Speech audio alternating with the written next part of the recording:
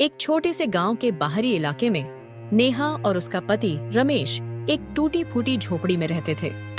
रमेश एक कुशल लोहार था, लेकिन शहर में मशीनों का काम बढ़ जाने के कारण उसका हाथ का काम नहीं चलता था। वह मुश्किल से कुछ टूटे फूटे बर्तन या औजार बनाकर गुजारा करता था। आज भी 1 रुपए की भी कमाई नहीं हुई। अगर ऐसा ही चलता रहा तो एक दिन मुझे अपना काम बंद करना पड़ेगा। अरे भाई रमेश, इस तपती धूप में तू कितनी मेहनत करता है, लेकिन अब तुम्हें यह समझना होगा कि आजकल लोग सस्ता और मशीन से बना हुआ माल खरीदते हैं। मेरी सलाह माने तो तू भी बाकी लोहारों की तरह शहर में जाकर किसी फैक्ट्री में काम कर ले। आप बिल्कुल सही कह रहे हैं, लेकिन शहर में जाकर काम करने के लिए पढ़ाई लिखाई की भी जरूरत है ताकि मशीनों के बारे में समझा जा सके। और मेठहरा अंगूठा छाप मुझे वहां कोई काम नहीं मिलेगा, इसलिए मेरे पास इस भट्टी पर लोहा पीटने के सिवा और कोई रास्ता नहीं है।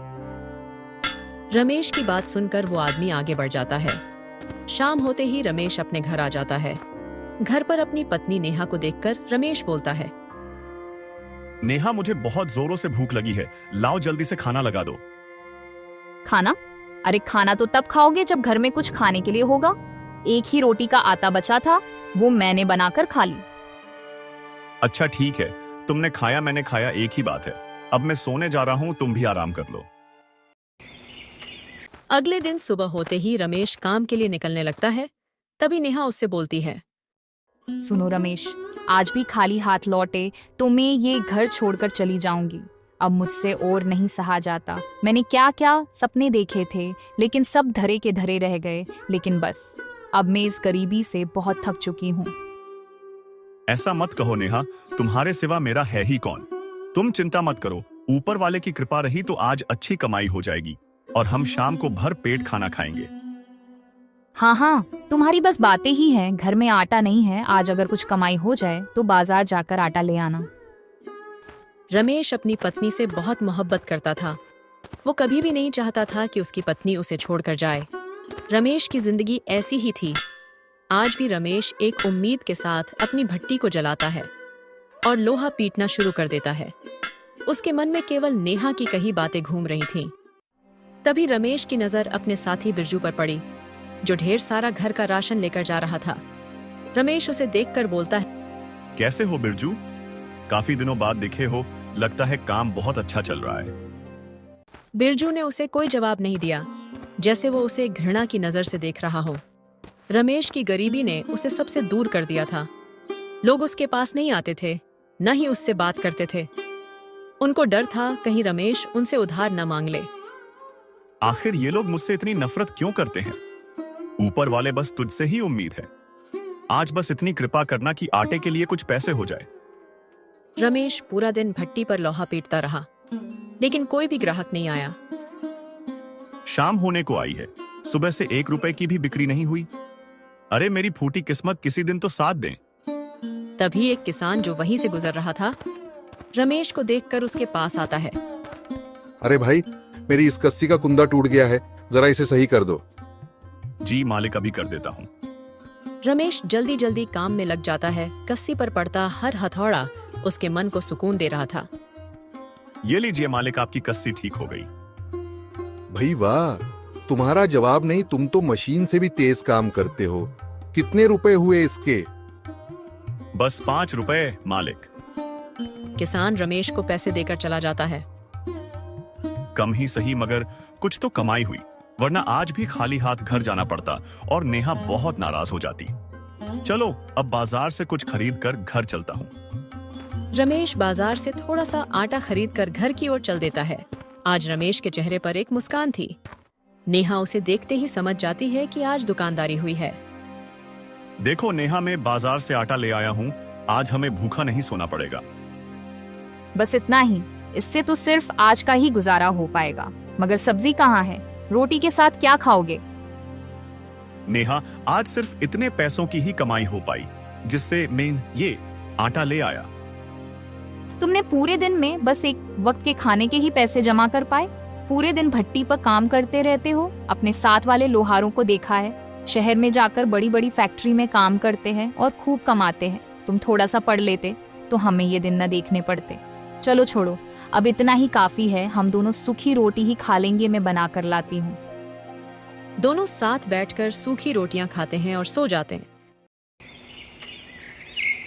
अगली सुबह रमेश और नेहा आपस में बातें कर रहे थे, तभी बाहर से किसी के चिल्लाने की आवाज आने लगी। अरे कोई है घर में, बाहर निकलो। अरे नेहा, बाहर कौन चिल्ला रहा है? यहाँ खड़े खड़े मुझसे पूछोगे या बाहर जाकर भी देखोगे? अरे वो लोहार के बच्चे, बाहर निकल, वरना घर में घुसकर मारूंगा। रमेश घर से बाहर आया और सेठ को देखकर हैरान रह गया। अरे सेठ जी, आप यहाँ इतनी सुबह सुबह, सब खैरियत तो है ना? तू खैरियत से रहने देगा तभी तो खैरियत होगी। बता मेरे पैसे कब दे रहा है? सेठ जी, मैंने आपसे जो समय लिया था वो अगले महीने की 6 तारीख को पूरा होगा। जब तक मैं आपके सारे रुपए भेजकर चुका दूंगा। सारे रुपए दे देगा? और कहां से लाएगा? सुना है तेरे पास खाने तक के पैसे नहीं है। मेरा रुपया कहां से लौटाएगा? आप चिंता मत कीजिए सेठ जी, मैं 6 तारीख तक आपके सारे पैसे लौटा दूंगा। तेरी शादी को हुए 1 साल हो गया। अपनी शादी पर लिया था तूने कर्ज। कहां है तेरी पत्नी? उसके दर्शन ही करवा दे, इतना तो हक बनता है हमारा। इतने में नेहा बाहर आ जाती है। तभी सेठ की नजर नेहा पर पड़ती है। उसे देखकर सेठ बोलता है, अरे इतनी सुंदर स्त्री, ये तुम्हारी पत्नी है? अरे इतनी सुंदर लड़की तुम्हें किसने दे दी? तभी तो कह रहा था अगले महीने सारा पैसा लौटा दूंगा। तेरे पास तो खजाना है, ये खजाना हमें दे दो, हम तुम्हारा सारा कर्ज माफ कर देंगे। ये तुम क्या बोल रहे हो सेठ? तुम होश में तो हो? वो मेरी पत्नी है, समझे? मेरी पत्नी। इससे पहले कि मैं कुछ कर बैठूं, चुपचाप यहां से भाग जाओ। अगले महीने तुम्हारा सारा पैसे तुम्हारे पास पहुंच जाएगा। अब दोबारा मेरे घर आने की हिम्मत मत करना। हाँ हाँ जाता हूं, लेकिन सुन ले, अगर अगले महीने मेरे पैसे नहीं मिले ना, तो याद रखना बहुत बुरा होगा। समझा? चलो लड़कों, निकलो यहां से। अब इससे अगले महीने ही निपटेंगे। बड़ा इज्जतदार बनता फिरता है, जेब में 1 पैसा नहीं। और बातें देखो इसकी। तुझे तो मैं अगले महीने ऐसा सबक सिखाऊंगा कि जिंदगी भर याद रखेगा। सेठ वहां से चला जाता है। उसके जाने के बाद नेहा रमेश से बोलती है, कैसे पति हो तुम? तुम्हें कोई शर्म भी है या नहीं? आज तुम्हारी वजह से मेरे आत्मसम्मान को ठेस पहुंची है। क्या इसी दिन के लिए मैंने तुम्हें अपने जीवन साथी के रूप में चुना था? एक सेठ तुम्हारे सामने तुम्हारी पत्नी के बारे में गलत बोल रहा था और तुम कुछ ना कर सके। छी छी, मुझे तो घिन आती है तुम्हें अपना पति बोलने में। तुम्हें तो डूबकर मर जाना चाहिए। तुम सही कहती हो नेहा, मैं तुम्हारे लायक नहीं हूं। मेरी वजह से तुम्हें लोगों की ऐसी ऐसी बातें सुननी पड़ती है। दरअसल मैं तो माफी के भी लायक ही नहीं हूं। इतना कहकर रमेश बहुत परेशान होकर अपने घर से निकल जाता है। कुछ देर में रमेश शहर पहुंच जाता है। सड़क के किनारे पर खड़ा वो आती जाती गाड़ियों को देख रहा था। न जाने उसके मन में क्या चल रहा था। नेहा सही कहती है, मुझे तो मर जाना चाहिए। मेरा इस दुनिया में कोई काम नहीं है। ऊपर वाले अब मुझसे और नहीं सहा जाता। अब मेरे पास कोई रास्ता नहीं है। कहां से दूंगा मैं उस सेठ का कर्ज? मेरी गरीबी के कारण कोई मुझसे बात तक नहीं करता। क्या मैं इतना बुरा हूं? वहीं पास से एक बूढ़ा आदमी गुजर रहा था। वो रमेश की बातें सुन लेता है और उसके पास जाकर बोलता है, बेटा, सड़क पर गाड़ियां बहुत तेज चल रही हैं, जरा पीछे हट जाओ। अगर किसी ने टक्कर मार दी तो बचना मुश्किल है। क्या बात है, तुम काफी परेशान लग रहे हो। बूढ़े आदमी के इतना पूछते ही रमेश की आंखें भर आती हैं। वो सोचता है, चलो किसी ने मुझसे मेरी परेशानी के बारे में पूछा, वरना यहाँ हर कोई मेरी गरीबी की वजह से मुझसे बात तक नहीं करता। मुझे कितना दर्द होता है ये कोई समझता ही नहीं। क्या बात है बेटा, तुम ठीक तो हो? रमेश उसे सब कुछ बता देता है। बूढ़े आदमी ने उसे ध्यान से सुना और फिर बूढ़ा आदमी रमेश से कहता है, याद रखना लोहा, लोहा तभी मजबूत होता है जब वह आग में तपता है। ये बुरा वक्त तुम्हें टूटने के लिए नहीं, बल्कि अपनी असली ताकत पहचानने के लिए मिला है। अपनी पत्नी पर विश्वास रखो।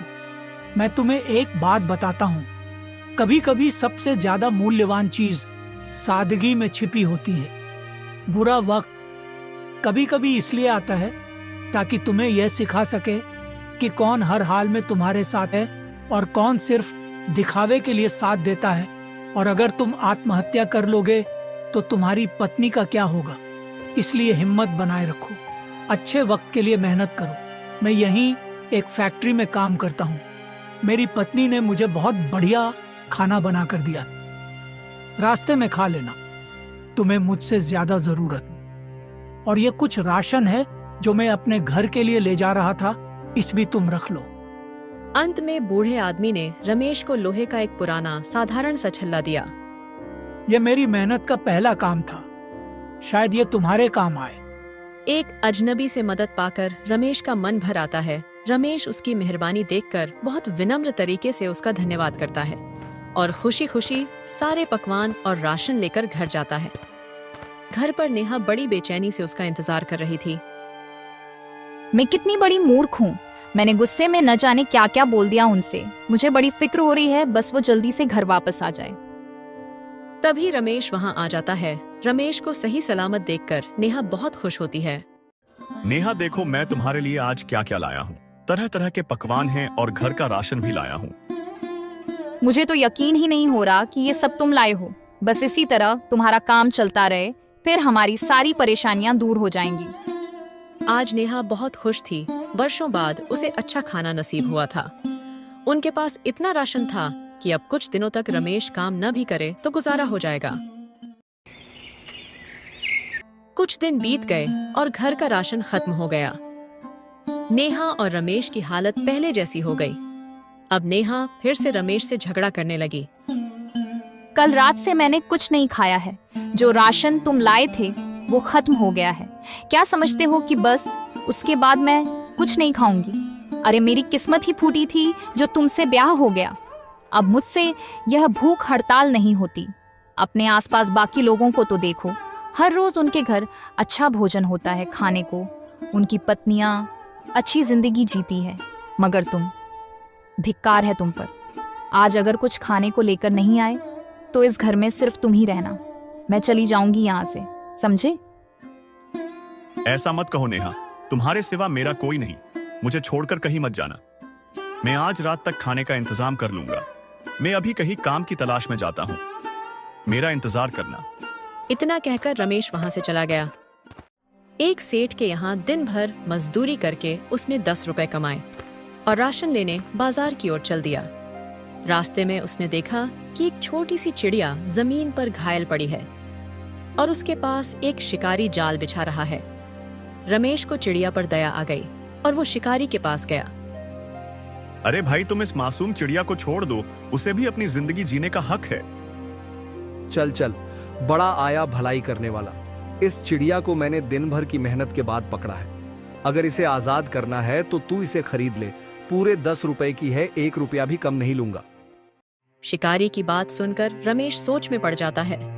उसके पास केवल 10 रुपए ही थे जिससे उसे घर का राशन लेना था, लेकिन वो चिड़िया को इस हालत में नहीं छोड़ना चाहता था। साहूकार की धमकी और नेहा की बातें याद होने के बावजूद उसने शिकारी को 10 रुपए देकर चिड़िया को खरीद लिया। जब उसने चिड़िया को आजाद किया तो चिड़िया खुशी से एक पेड़ पर उड़ गई और वहां से एक छोटी सी धातु की अंगूठी जमीन पर गिरा दी। रमेश ने उस अंगूठी को उठाया। वह लोहे के छल्ले जैसी ही दिखती थी, लेकिन उस पर कुछ प्राचीन कारीगरी थी। वह अंगूठी लेकर रमेश अपनी भट्ठी पर गया और उसे साफ करने लगा। जैसे ही उसने अंगूठी को रगड़ा, वो चमकदार सोने में बदल गई। यह कोई साधारण सोना नहीं था। उसकी नखराशी देखकर रमेश दंग रह गया। अरे ये क्या? सच में मुझे यकीन ही नहीं हो रहा। यह तो कोई प्राचीन अंगूठी लग रही है। नहीं नहीं, ऐसा कैसे हो सकता है? लेकिन अगर यह सच में एक प्राचीन सोने की अंगूठी है तो ऊपर वाले, तूने तो मेरी किस्मत ही बदल दी। नेहा ये देखेगी तो खुशी से पागल ही हो जाएगी। उसने खुशी से अंगूठी को अपनी जेब में रखा और घर की ओर चल दिया। लेकिन जब वह घर पहुंचा तो वह इतनी देर से आया था कि नेहा नाराज होकर अपना सामान बांध चुकी थी। तुम फिर खाली हाथ आए हो। मुझे अब तुम्हारी कोई बात नहीं सुननी। मैंने अपना सामान बांध लिया है, सुबह होते ही मैं चली जाऊंगी। अरे अब तुम्हें कहीं जाने की जरूरत नहीं है। तुम्हें पता है, मुझे एक प्राचीन सोने की अंगूठी मिली है। तुम तो खुशी से पागल हो जाओगी। क्या कहा? सोने की अंगूठी कहाँ है? मुझे तो नजर नहीं आ रही, दिखाओ तो जरा। नेहा को अंगूठी दिखाने की जल्दबाजी में रमेश अपनी जेब में हाथ डालता है और अंगूठी जेब से निकलकर नीचे गिर जाती है। काफी देर खोजने के बाद जब अंगूठी नहीं मिलती तो नेहा गुस्से में बोलती है, झूठे इंसान कहाँ है अंगूठी? खाने तक को कुछ नहीं लाते और सपनों में सोना देखते हो। मेरे साथ मजाक कर रहे हो क्या? अब बस बहुत हो गया। तुम्हारे जैसे इंसान के साथ मेरी जिंदगी बर्बाद हो गई है। नेहा लड़ झगड़ कर सो गई, लेकिन रमेश पूरी रात यही सोचता रहा कि अंगूठी गई तो गई कहाँ। सुबह होते ही नेहा चुपचाप अपना सामान उठाकर अपने मायके की ओर निकल गई। उसकी आंखों से गम और गुस्सा साफ झलक रहा था। कुछ देर बाद जब रमेश उठा तो नेहा उसे कहीं नहीं दिखी। वो उदास होकर अपने काम पर जाने लगा। तभी अचानक उसकी नजर जमीन पर पड़ी, अंगूठी पर पड़ी। रमेश ने उसे देखते ही उठा लिया।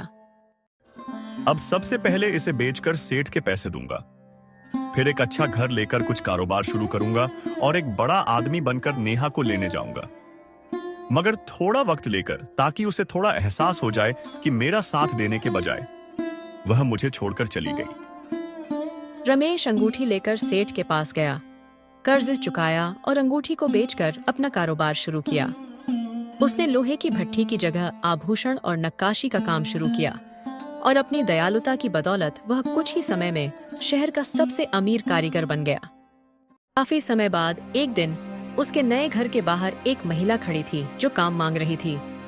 नौकर ने आकर बताया, मालिक, एक नेहा नाम की महिला आई है, बहुत परेशान दिख रही है। रमेश ने जैसे ही वह नाम सुना वह समझ गया। उसने नेहा को अंदर बुलाया। नेहा, तुम यहाँ? मैंने तुम्हें बहुत ढूंढा, लेकिन तुम मुझे कहीं नहीं मिली। तुम मुझे छोड़कर कहाँ चली गई थी? नेहा की आंखों में आंसू थे। मुझे माफ कर दो रमेश जी, मैंने गलती की। मैं तुम्हारे बुरे वक्त में तुम्हारा साथ नहीं दे पाई। मुझे लगा कि पैसा सब कुछ है, लेकिन अब मुझे एहसास हुआ कि बुरे वक्त में अपनों का साथ ही सबसे कीमती होता है। मुझे एक मौका दो, मैं सब ठीक कर दूंगी।